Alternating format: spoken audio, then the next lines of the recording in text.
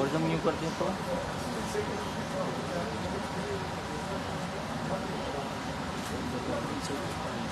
Banner में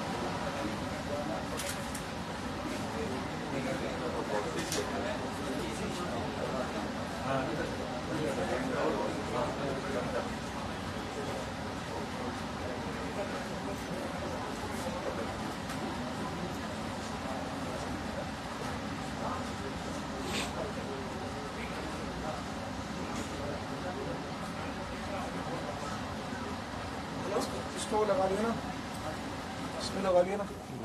ये जी वो वाले बंद करो। सब बंद करो। नहीं अभी है ये वाला है ना।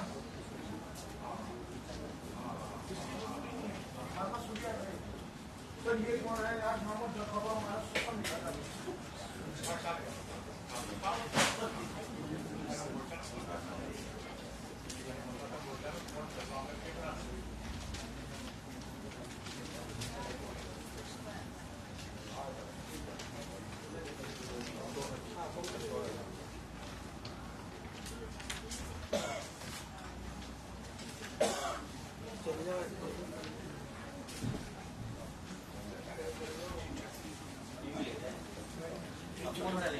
पीछे बताओ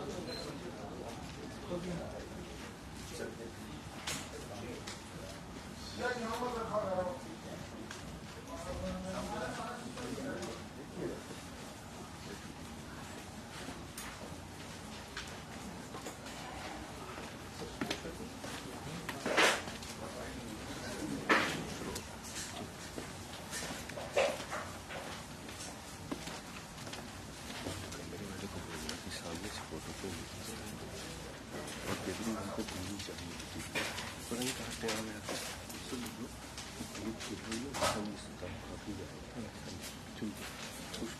Namaskar and good morning to all of you.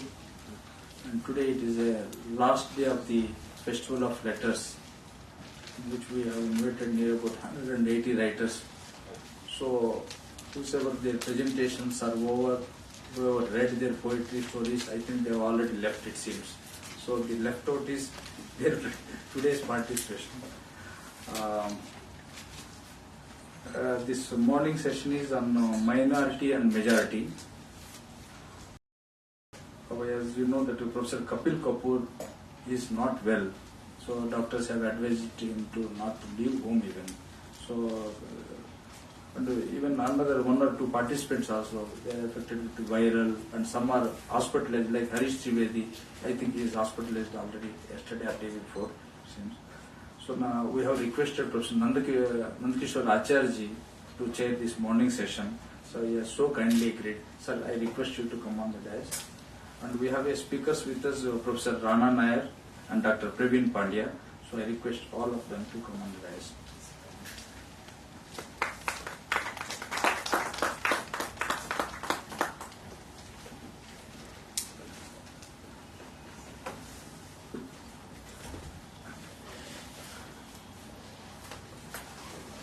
Yesterday it was, we can say, like a hot day.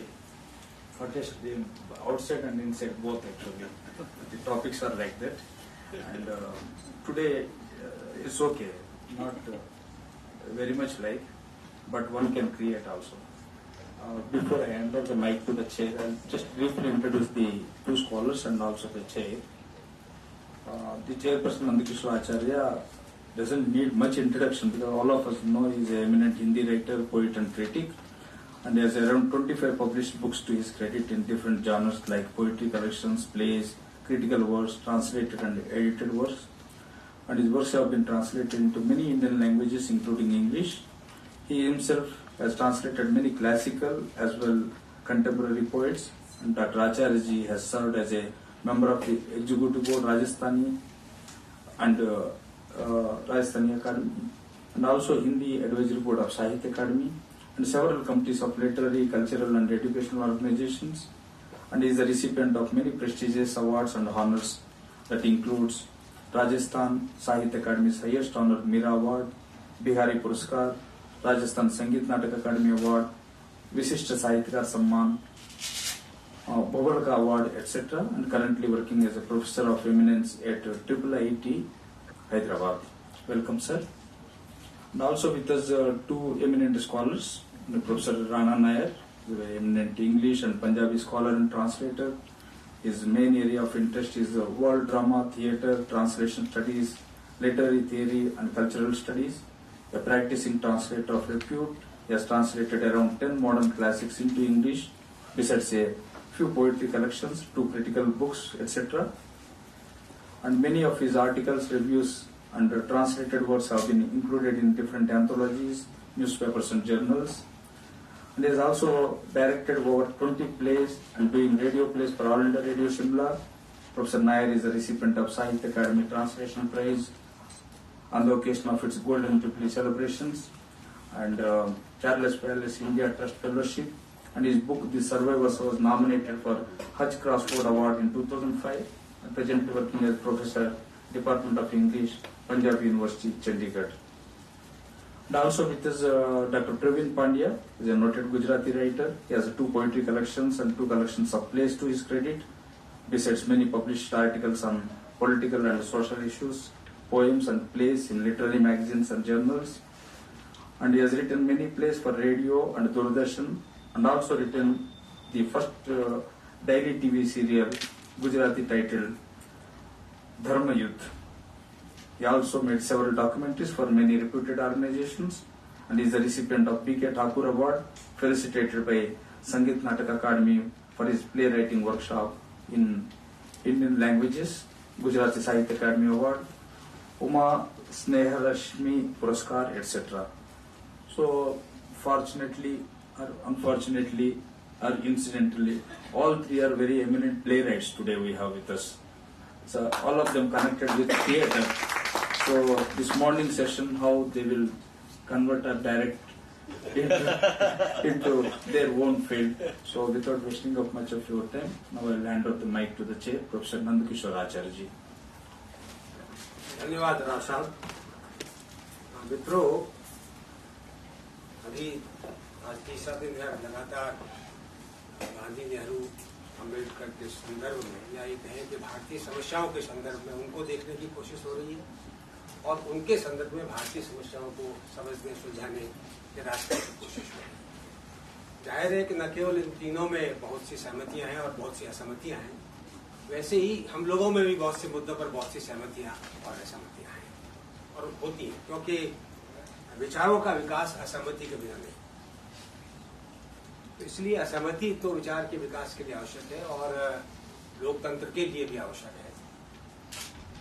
किसी भी मुद्दे पर जिसमें हम लोग बातचीत करते हैं उसमें कुछ लोगों के मतभेद हो सकते हैं, लेकिन मुझे कभी कभी लगता है कि मतभेद और विचार का भेद किसी उग्रता में नहीं परिवर्तित होना चाहिए, उसको किसी उग्रता का रूप नहीं लेना चाहिए, क्योंकि फिर विचार नहीं रहता।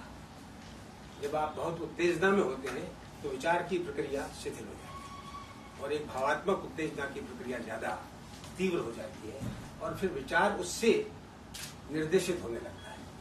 तो इसलिए विचार करते समय उस उत्तेजना को ध्यान में रखना और उसको देखते रहना बहुत ज्यादा जरूरी है कि कहाँ अब उत्तेजना विचार को गाइड कर रही है। तो मैं समझता हूँ कि जो दोनों ही विद्वान वक्ता अपना वक्तव्य रखेंगे, और अब आप लोगों का समय भी है क्योंकि एक सब दिन नहीं आ पाए हैं, तो थोड़ा सा 5-7 मिनट आप ज्यादा दे सकते हैं।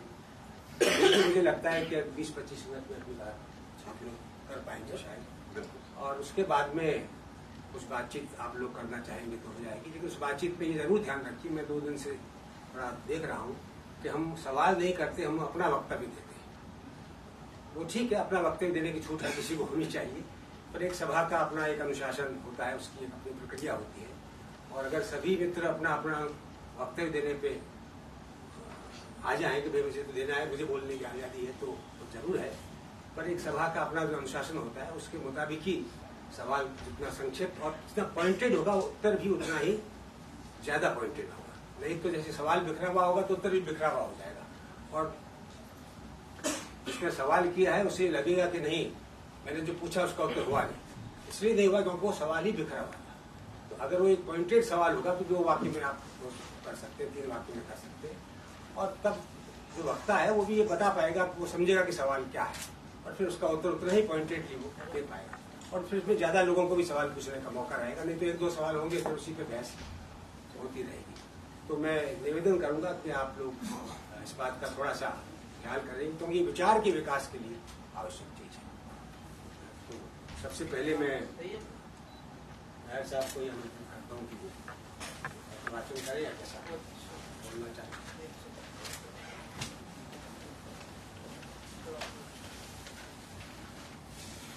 धन्यवाद आचार्य जी, Dr. Pandey,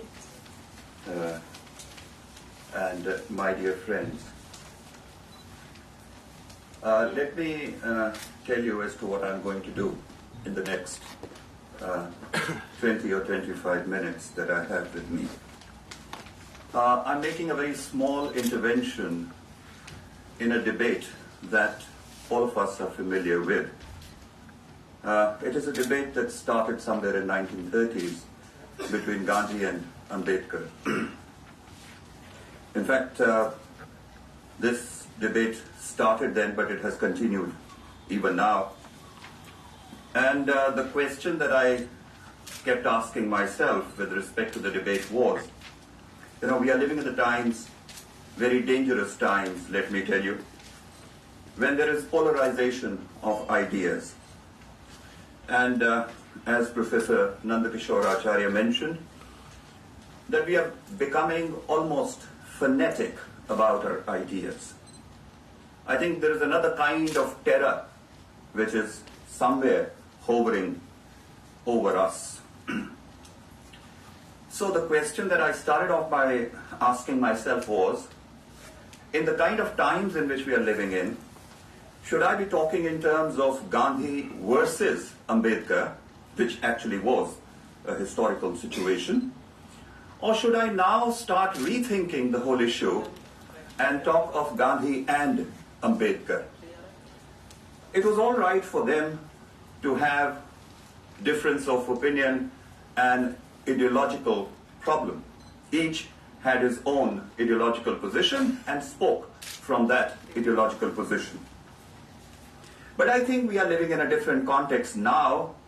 Gandhi is not there, nor is Ambedkar. But I think the ideas have survived. And when we look at ideas, then I think there are strange things that we can do. And I think now is the time, actually, if you ask me, to start dialogue between Gandhi and Ambedkar. So the position that I'm taking is that it should not be Gandhi versus Ambedkar. It should be Gandhi and Ambedkar, because we cannot really talk in the language of exclusion. There are all kinds of exclusions that we are surrounded by, so I think we need to resist that temptation to create more segmentations in our society. Now, the question is, how do I frame this whole idea? Obviously, I have narratives, and I have narratives that are already known to you. Another problem I had when I started reflecting on it was, am I going to talk about the worldview of Gandhi and Ambedkar? Obviously, that was not really possible in these 15-20 minutes that I thought I would have.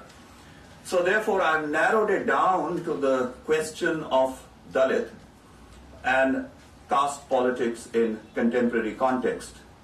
And what I'm going to do is to give you 5 narratives. The first narrative, obviously, you might have suspected already, is about Rohit Vemula.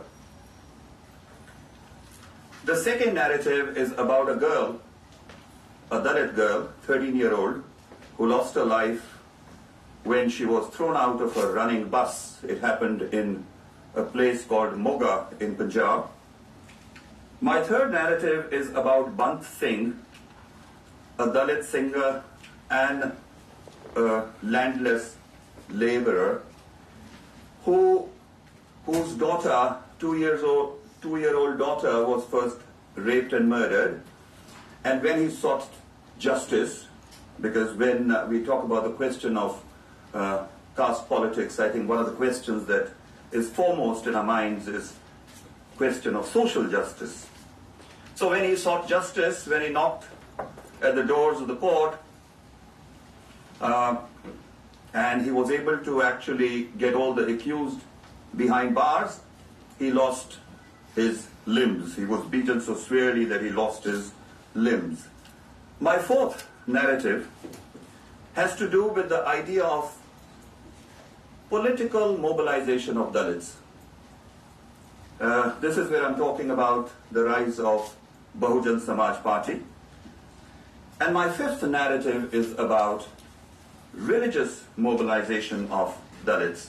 And finally, I come to the question of how we can reconcile Gandhi and Ambedkar. I think I've already made my theoretical position very clear, so I'm only going to fill in the gaps wherever I feel they need to be filled up. Let's first talk about Rohit Vemula. It's a strange kind of a story. A student commits suicide in the university, and some kind of politics begins over that suicide. And all kinds of questions are being raised. People are worried about his identity, whether he was a scheduled caste or he was an OBC or he was a Dalit.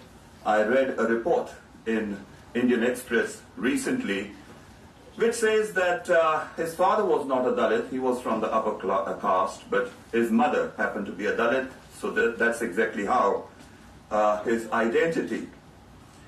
The question, my problem is, I teach in the university. For me, a student has killed himself. And if a student kills himself, regardless of where he chooses to kill himself, whether it happens in Hyderabad, or it happens in JNU, or it happens in Chandigarh, I think as a teacher, I have to start thinking about it. I have to worry about it.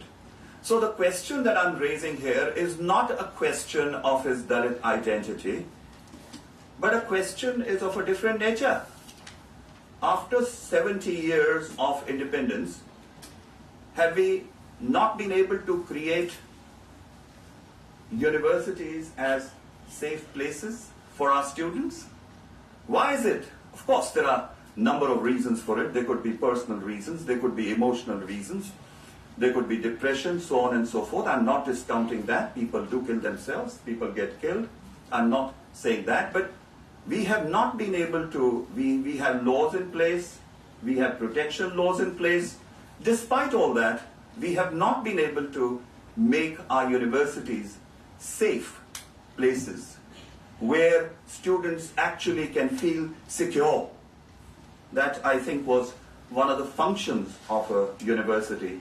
But we seem to have forgotten all about it. And here, every second day, we get to see as to how, trouble starts in one pocket or it starts in another. The second narrative that I have is of Arshpreet, 13-year-old Dalit girl. It was reported in the local newspapers. I don't know how much of it actually went into national newspapers. And if it did, then probably you know the story. There was a family of, the Dalit family was traveling in a bus. Mother, 11-year-old son, and 13-year-old daughter. It is important here that the bus was owned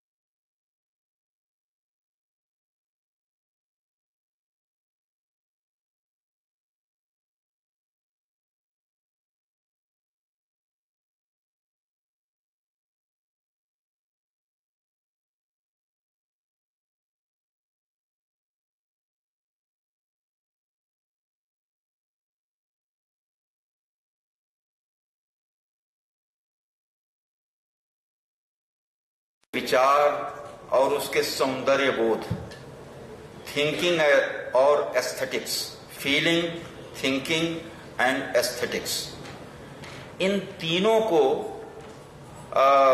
का विस्तार, extension अनुवाद के द्वारा ही संभव हो पाता है। हम जानते हैं कि यह काम बहुत मुश्किल है और कविता का अनुवाद तो अत्यंत दुष्कर है, इसीलिए ट्रांसलेटर्स को ट्रेटर्स भी कहा गया है।